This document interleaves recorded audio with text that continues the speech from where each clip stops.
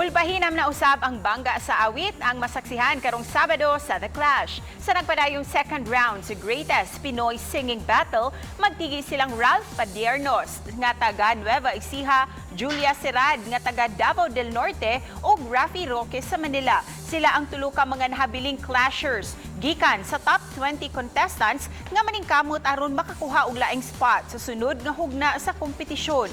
Niining nerve-wracking twist sa triple elimination ang clash panel nga sila si Ai de las Alas, Christian Bautista ug Lani Misalucha maoy mo desisyon kung kinsa ang duha sa lima ka mga clashers nga anaa sa danger zone ang maluwas. Karong Sabado usab masayran ang bag-ong hagit nga atubangon sa nahabiling mga clashers sa third round sa kompetisyon.